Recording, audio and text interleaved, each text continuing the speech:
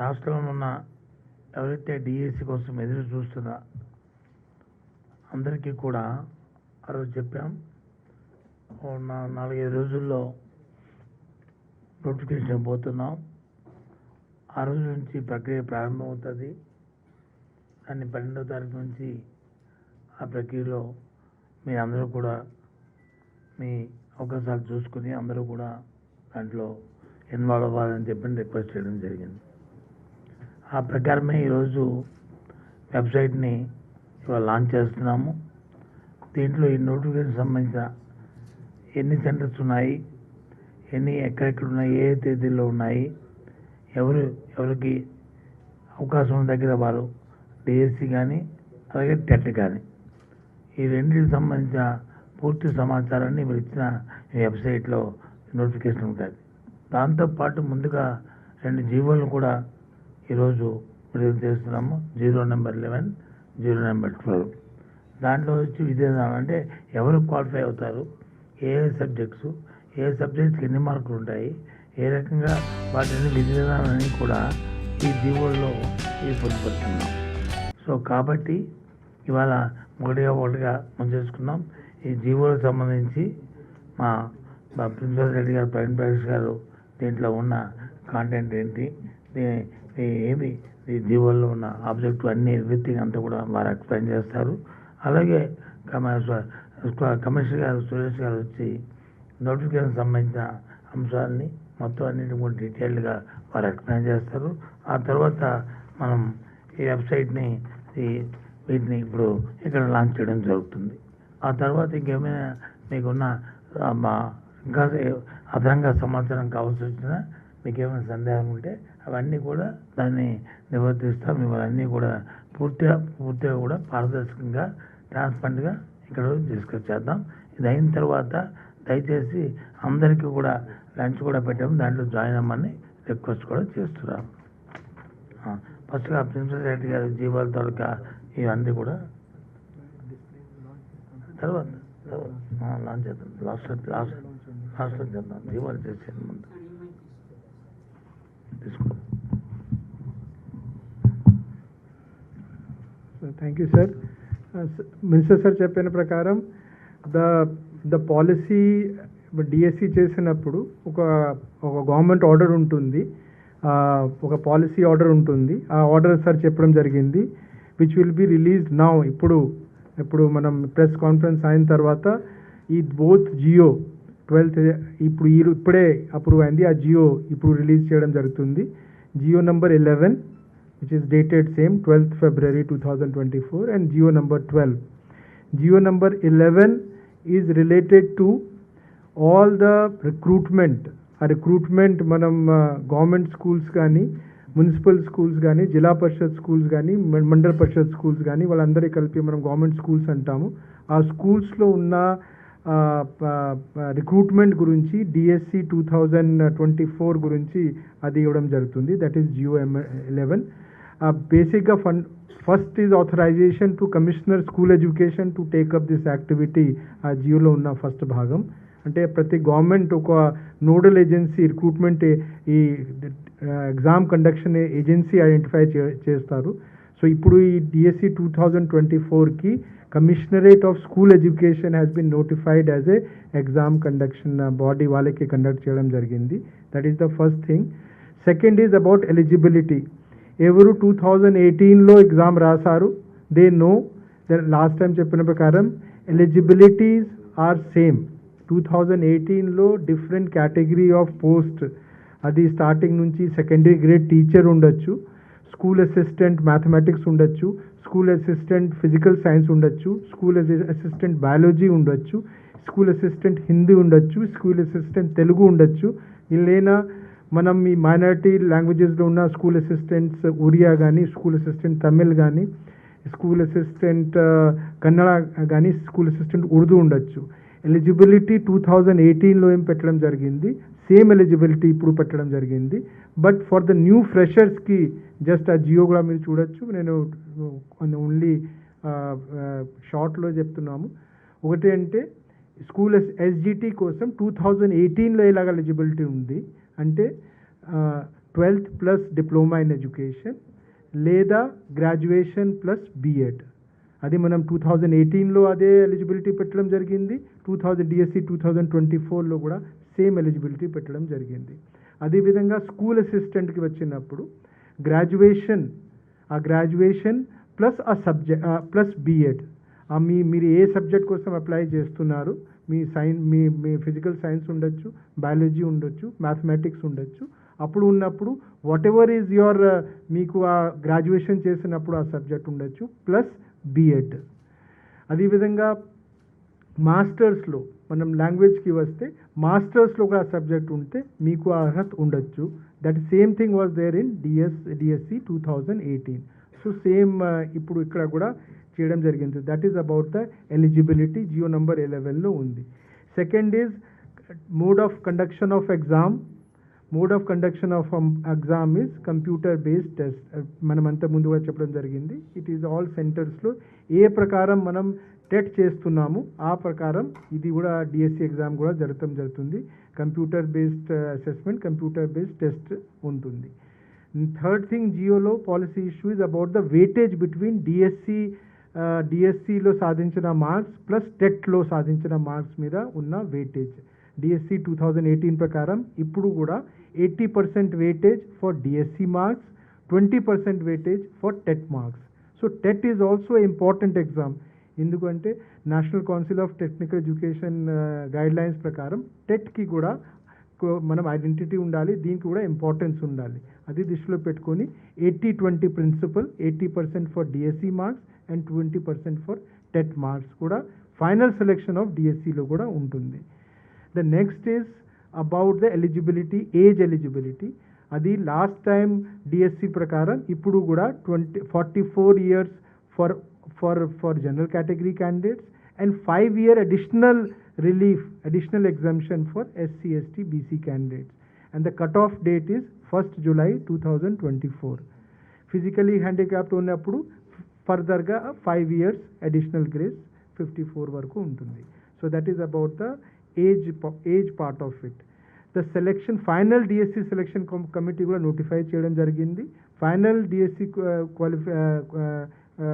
committee is the chairman of erstwhile districts.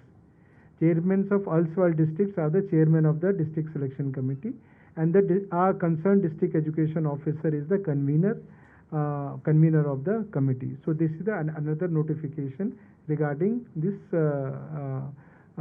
policy issues regarding this DSC 2024. So sir, Minister sir cheppina prakaram 2000 GO number 11 copy will be given to everybody is about DSC 11.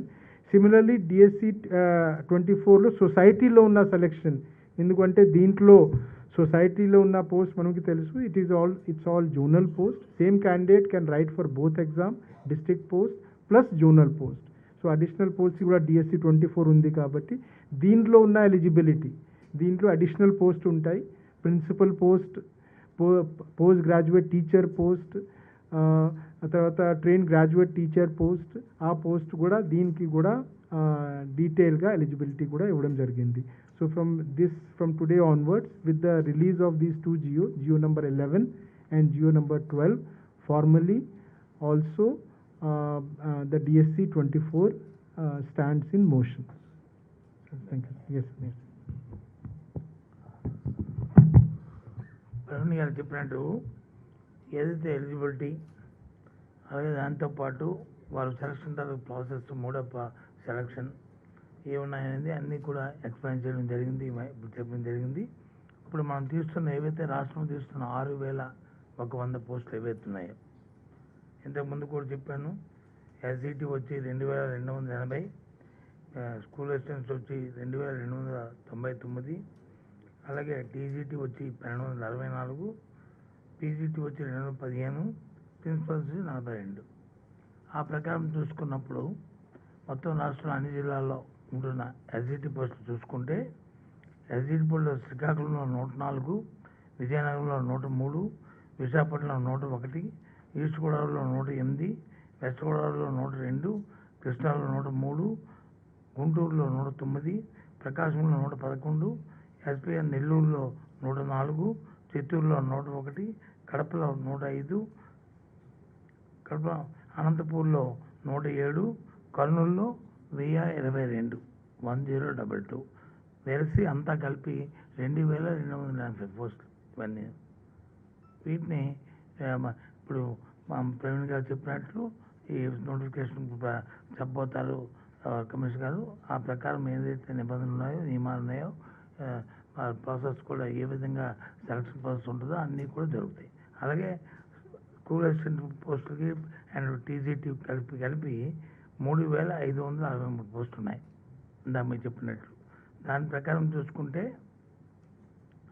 శ్రీకాకుళంలో 179, విజయనగరంలో 181, విశాఖపట్నంలో 228, east గోదావరిలో 284, west గోదావరిలో 204, కృష్ణాలో 176, గుంటూరులో 307, ప్రకాశంలో 392, నెల్లూరులో 242, చిత్తూరులో 236, కడపలో 184, అనంతపూర్లో 279, కర్నూలులో 671.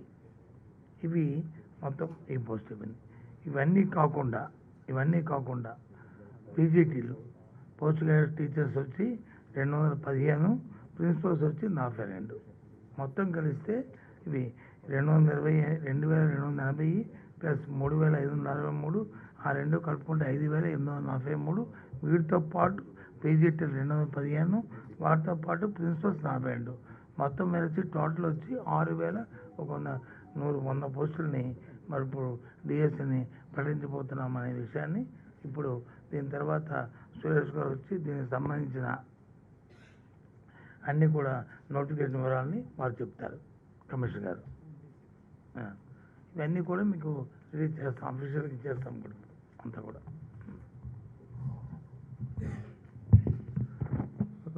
Thank you sir. ఇప్పుడు ఆనరబుల్ మినిస్టర్ గారు ఆల్రెడీ అనౌన్స్ చేసినట్టుగా ఈరోజు అనగా 12 ఫిబ్రవరి తేదీన మనం డిఎస్సికి సంబంధించి అంటే దీనికి టీచర్ రిక్రూట్మెంట్ టెస్ట్ అంటాము, టీఆర్టీ అంటాము.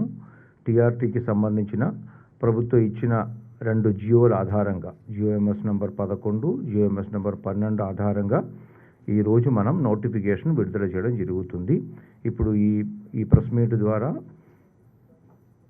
గౌరవ మంత్రివర్యులు గారు ఈ ఆన్లైన్లో ఈ వెబ్సైట్ని లాంచ్ చేయడం జరుగుతుంది. దాని తర్వాత ఒక 1 అవర్లోనే ఈ వెబ్సైట్లోనే క్యాండిడేట్స్కి అప్లికేషన్ ఫైల్ చేయడానికి, ఆన్లైన్ ఫీ పే చేయడానికి ఉన్న ఫెసిలిటీ కూడా అందుబాటులోకి వస్తుంది. సో ఆల్రెడీ చెప్పినట్టుగా దీనిలో డీటెయిల్డ్గా ఏ జిల్లాలో ఏ సబ్జెక్టుకి సంబంధించిన ఎన్ని వేకెన్సీలు ఉన్నాయి అనేది, అది మేనేజ్మెంట్ వారీగా, సబ్జెక్టు వారీగా, జిల్లా వారీగా ఈ సమాచారం కూడా ఈ నోటిఫికేషన్లో చాలా స్పష్టంగా ఇవ్వడం జరుగుతుంది. సో ఈరోజు ఈ నోటిఫికేషన్ వచ్చినప్పటి నుంచి అంటే today in next 1 hour the candidates can access the website.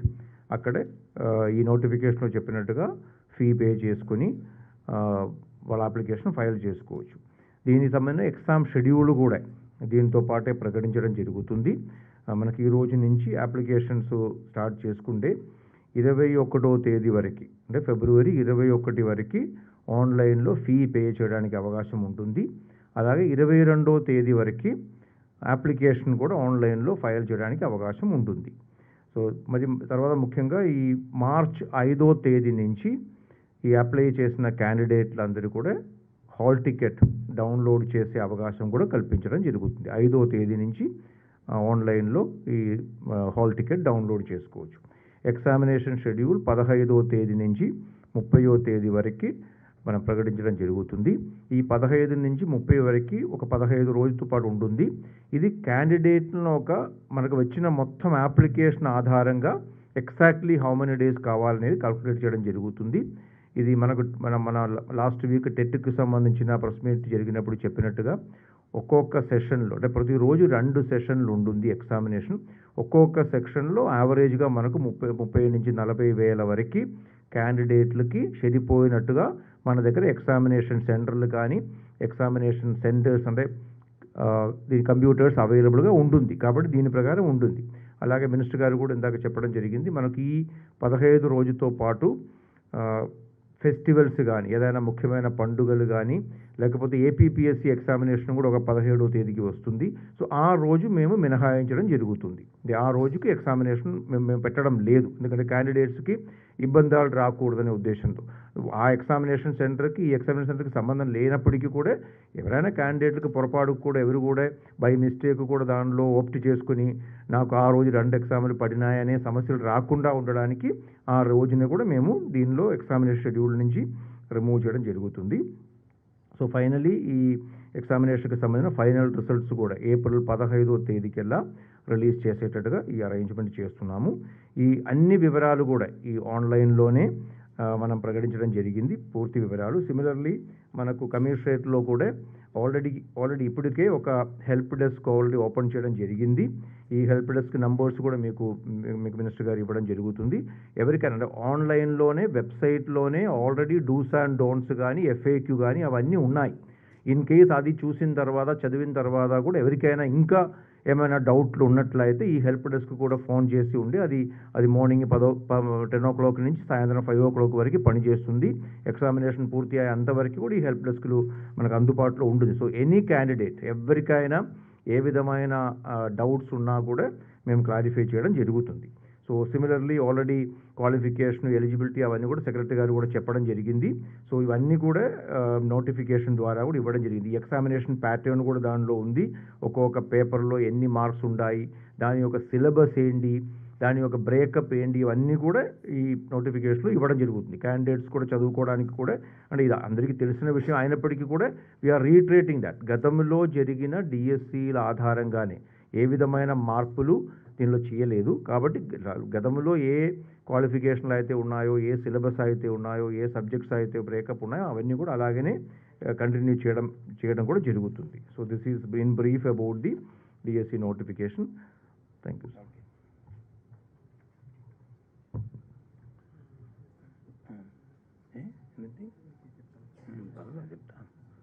Okay, ఇప్పుడు కమిషనర్ గారి నోటిఫికేషన్ సంబంధించి అన్ని డీటెయిల్డ్గా వాళ్ళకి ఎక్స్ప్లెయిన్ చేయడం జరిగింది.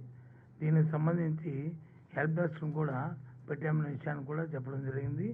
దాంతోపాటు రాష్ట్రంలో కానీ అదే పై రాష్ట్రాల్లో కానీ మొత్తం 122 సెంటర్లు 122 సెంటర్స్ నుంచి ఈ ఎగ్జామ్ జరుగుతుంది. వీటిలో ఇందాక కమిషనర్ గారు చెప్పినట్టు, సురేష్ గారు చెప్పినట్టు ఏదైతే పబ్లిక్ హాలిడేస్ ఉన్నాయో పబ్లిక్ హాలిడేస్ని ఏబిపిఎస్ ఎగ్జామ్ జరుగుతున్న ఆ రోజున మాత్రం దీంట్లో ఎగ్జామ్ చేయడం జరిగింది. ఆ రోజున మాత్రం అది. దీనికి సంబంధించిన హెల్ప్ డెస్క్ నెంబరు 9505619127. మళ్ళీ రిపీట్ చేస్తాను, 9505619127. అలాగే 9705655349. ఎందుకంటే చెప్తున్నా అండి, ఇంత సెన్సిటివ్గా ప్రతి విషయాన్ని కూడా డిపార్ట్మెంట్ చాలా సెన్సిటివ్గా తీసుకున్నాం. చాలా పగడబందిగా, ప్రతిష్టాకరంగా, ఎక్కడ ఏ చిన్న ఇబ్బంది రాకూడదని, ఏ చిన్న కమ్యూనికేషన్ గ్యాప్ లేకుండా పారదర్శకత ఎగ్జామ్ జరగాలని ఇది ముఖ్యమంత్రి గారి తాలూకు ఆదేశం, ప్రభుత్వం తాలూకు ఉద్దేశం. సో కాబట్టి ఈ రకంగా అన్నీ తీసుకున్నాం. ఎవరికి ఏ ఇబ్బంది, ఏ సమాచారం కావాల్సి వచ్చినా హెల్ప్ డెస్క్ వచ్చి ఫోన్ చేసి సమాచారం తెలుసుకోవాల్సిందిగా కోరుతున్నాను. అలాగే ఏమైనా చెప్పదలుచుకున్నా హెల్ప్ డెస్క్ ఫోన్ చేసి చెప్తే దాన్ని ఏమైనా ఉంటే అవి రెక్టిఫై చేసుకోవడం కూడా వీలుపడి దాని విషయాన్ని మీ ద్వారా అభ్యర్థులందరికీ కూడా తెలియజేస్తున్నాం. 122 సెంటర్స్లో ఎగ్జామ్ వచ్చి జరుగుతున్న విషయం చెప్తున్నాం.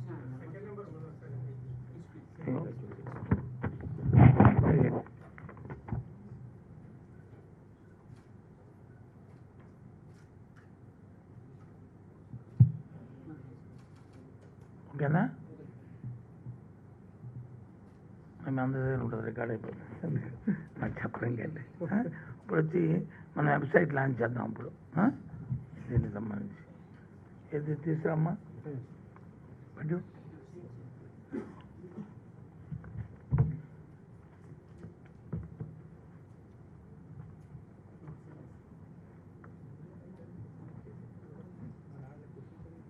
ఓకేనా?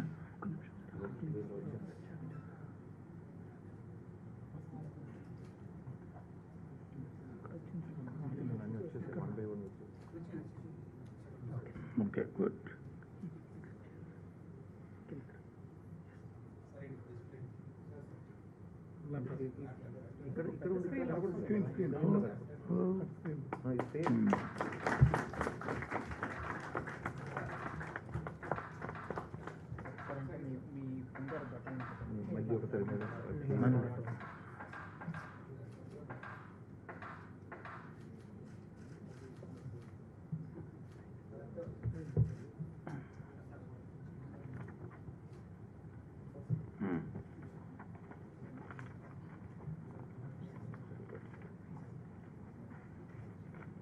నమస్కారం. చెప్పండి.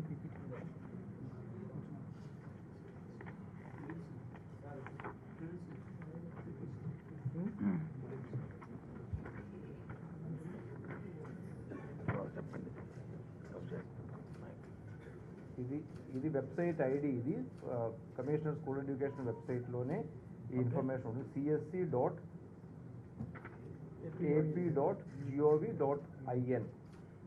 అనే దానిలో వెళ్తే అక్కడ ఈ డిఎస్సి నోటిఫికేషన్ సంబంధించిన లింక్ ఉంటుంది. ఆ లింక్ క్లిక్ చేస్తే ఈ application form, payment gateway and application form కూడా దానిలో ఈ రకంగా ఓపెన్ అవుతాయి. ఓకే. ఏం మళ్ళీ ఎందుకు ఇప్పుడు సినిమా ఏంటి దాని కూర్చున్నా ఇప్పుడు కదండి.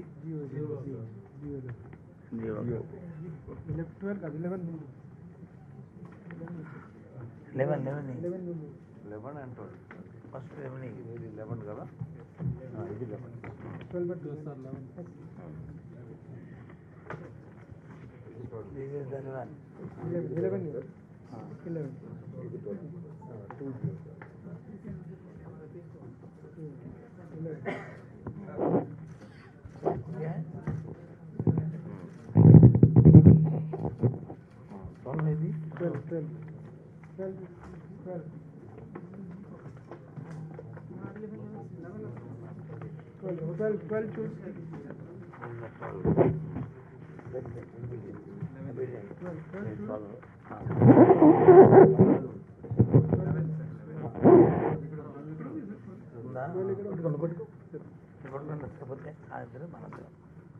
ఓకే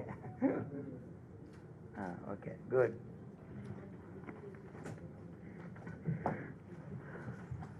ప్రభుత్వం ఉద్దేశం ఏంటంటే విద్యా సంవత్సరం ఆరంభమైనాటికే, అంటే ఎప్పుడైతే అకాడమిక్ ప్రారంభిస్తామో ఆ రోజు నాటికి 0 వేకెన్సీస్ ఉండాలనేది ప్రభుత్వం దానికి ఉద్దేశం. మన ఇంతకుముందు జరిగినప్పుడు కూడా డిస్కషన్లో చెప్పాను, ఫ్యూచర్లో ఏ ఇదికి ఆ ఇదే వేకెన్సీస్ ఏవొచ్చాయో చూసుకొని అవి ఫుల్ఫిల్ చేయాలనేది విధాన రూపంలో ఇప్పుడు చేశాం. ఇది రేపు అకాడమిక్ ఇయర్కి వచ్చి 0 వేకెన్సీస్ అవుతాయి. ఈ 6,100 వచ్చిన తర్వాత ఇన్ ఫ్యూచర్లో ఏ విధంగా వస్తే అవన్నీ కూడా ఏది కాయిదే అవి కంప్లీట్ అది పూర్తి చేయాలనేది ప్రభుత్వ విధానం అనే విషయాన్ని కూడా మనం మీకు చెప్పాను. మరి ఇవాళ కూడా దాన్ని మరి రీటేట్ చేస్తున్నాను. అవన్నీ కూడా ఇది ప్రభుత్వ విధానం అనే విషయాన్ని మీకు చెప్తాను. దయచేసి ఇక్కడ ఉన్న పత్రికా సోదరులు కూడా కోరుతున్నాను, ఇవాళ నుంచి జరుగుతున్న ఈ ప్రక్రియలో ఇది రాష్ట్రానికి నిరుద్యోగం సంబంధించిన అంశం కాబట్టి మీ దృష్టికి ఏ విషయం వచ్చినా సరే తమను కూడా దయచేసి మా దృష్టికి హెల్ప్ లైన్ ద్వారా కానీ డైరెక్ట్గా కానీ ఏమైనా చెప్పినట్లయితే తప్పకుండా దాన్ని రెక్టిఫై చేయడానికి అవకాశం ఉంటుందనే విషయాన్ని కూడా మేము తెలియజేస్తాం. ఎందుకంటే అందరం కూడా ఒక బాధ్యత గల వ్యక్తులం కాబట్టి మన బాధ్యతను కూడా మనం గుర్తిరిగి కార్యక్రమం చేస్తారని మనస్ఫూర్తిగా మిమ్మల్ని అందరినీ కూడా కోరుతున్నాను. Thank you. ఇంకేమైనా చెప్పండి. తీసేయమంది.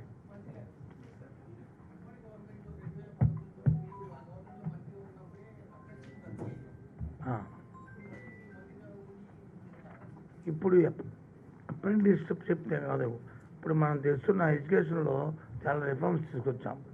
ప్రజెంట్ ఏంటి రిఫార్మ్స్? ఐఎఫ్టీ పెట్టాము, ల్యాప్టాప్ పెట్టాము, ప్యాడ్స్ ఇచ్చాము, దాంతోపాటు ఐప్యాడ్స్ ఇచ్చాము, దాంతోపాటు ఇంగ్లీష్ మీడియం పెట్టాము. ఇక్కడి నుంచి వచ్చే వాళ్ళందరూ కూడా దాంట్లో తరఫీదు ఉండాలి. ఇప్పుడు పాత వాళ్ళకి వచ్చి మనం ట్రైనింగ్ ఇస్తాం కంటిన్యూస్గా. వీళ్ళకి వచ్చి ఇంకా కంటిన్యూస్ ట్రైనింగ్ ఇన్ ఫ్యూచర్లో అవసరం ఉండదు. కాకుండా డెడికేటెడ్గా ముందే వీళ్ళు ట్రైన్ చేసి ఈ 2 ఇయర్స్లోనే వీళ్ళు ఉంటే బాగుంటుంది, విద్యార్థికి బాగా బెనిఫిట్గా ఉంటుందనే ఆలోచనతోనే ఈ విధానపరమైన నిర్ణయం తీసుకోవడం జరిగింది. అది కారణం. ఏదండి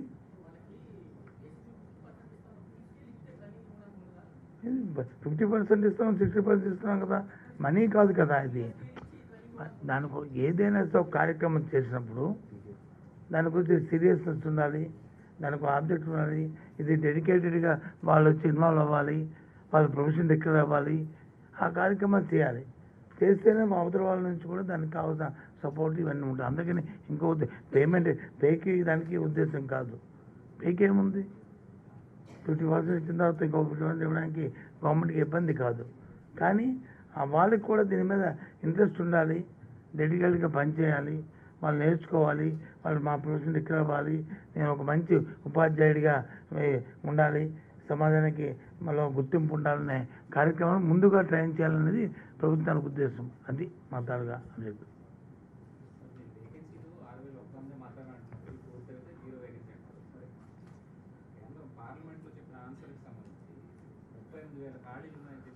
పార్లమెంట్ సమాధానానికి నన్ను కౌన్సిల్ అడిగినప్పుడు కూడా చెప్పాను, అది పూర్తిగా అది సత్యదూరం, అది కరెక్ట్ కాదు. మరి ఎవరు ఎక్కడి నుంచి వెళ్ళిందో ఆ నెంబర్ అనేది మాకు అవగాహన లేదు, మా రాష్ట్రపతి నుంచి మొత్తం మేము అది కమ్యూనికేట్ చేయలేదు, వారు ఎక్కడి నుంచి తీసుకున్నారో ఆ నెంబర్ని మాకు తెలియదు అనే విషయాన్ని కౌన్సిల్లోనే సంవత్సరాల క్రిందటే నేను చెప్పడం జరిగింది. ఈ విషయం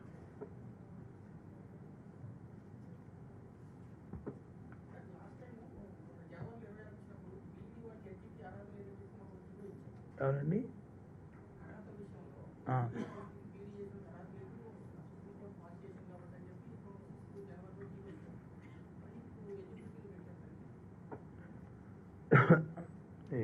సురేష్ దాన్ని రెస్పాండ్ అవుతారు.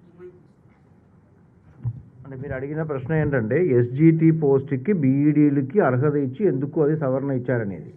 దీనికి సంబంధించిన క్లారిఫికేషన్ ఏంటంటే గత డిఎస్సి చేసినప్పుడు కూడా బోత్ డిఈడి అండ్ బీఈడి ఇద్దరికి క్వాలిఫికేషన్ ఉండేది. సబ్సిక్వెంట్లీ ఒక సుప్రీంకోర్టు ఆర్డర్ ఆధారంగా ఈ రకంగా ఇది అర్హత ఉండకపోవచ్చు అని చెప్పి వచ్చింది. దాని ప్రకారం ఒక జియో ఇష్యూ చేసాము. కానీ సబ్సిక్వెంట్గా వెరిఫై చేస్తే ఆ సుప్రీంకోర్టు ఆర్డర్ ఒక 2 రాష్ట్రానికి, ముఖ్యంగా రాజస్థాన్ రాష్ట్రానికి సంబంధించిన ఇష్యూ. అది సబ్సిక్వెంట్గా అంటే మేము ఇది ఇచ్చిన తర్వాత కూడా కొంతమంది క్యాండిడేట్స్ మా దగ్గర రిప్రజెంట్ చేయడం జరిగింది.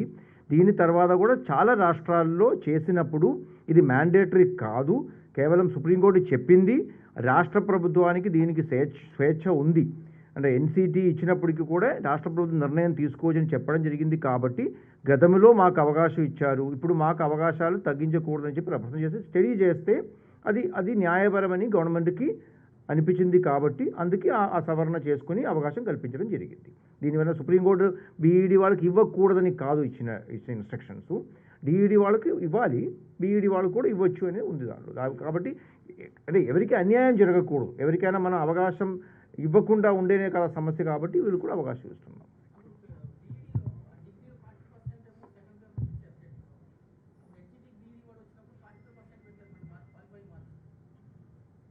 దేనికి qualify? Hmm.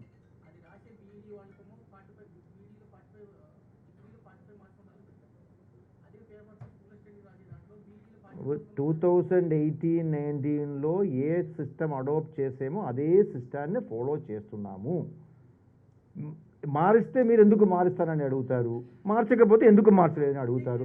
Please understand, we don't want to create any confusion among the candidate. అందుకే అందరూ క్యాండిడేట్స్ కానీ ప్రజాప్రతినిధులు కానీ అందరూ రిప్రజెంట్ చేశారు. అంటే మీరు ఇప్పుడు ఏం మార్చకుండా చేసుకుంటే బాగా ఉంటుంది, ఎందుకంటే క్యాండిడేట్స్ చాలామంది ఎదురు చూస్తున్నారు. కొత్త చేంజెస్ చేసుకుంటే మళ్ళీ ఇది నాకు అర్హత వస్తుందా లేదా నేను అనే కన్ఫ్యూజన్ వస్తాయి. కాబట్టి ప్రభుత్వ ఉద్దేశం ఏంటంటే డిస్టర్బెన్సెస్ లేకుండా ఈ యొక్క ఎగ్జామినేషన్ కోసం ప్రిపేర్ అవుతున్న పిల్లలందరికీ కూడా కన్ఫ్యూజన్ లేకుండా, పాత సిస్టమ్ వాళ్ళందరికీ తెలుసు కదా, ఇప్పుడు కొత్తగా మనం ఏమైనా మార్పులు చేశారనుకోండి మళ్ళీ వాళ్ళ మైండ్లో కన్ఫ్యూజన్ అవుతుంది. అదే మంత్రి గారు కూడా ఇందాక చెప్పింది అదే, సాఫీగా ఇది జరగాలనే ఉద్దేశంతోనే మేము ఆ రకంగా ఒక సిస్టమ్ ఫాలో చేస్తున్నాం. ఓకేనా? Request everybody to join for lunch. Okay, thank you.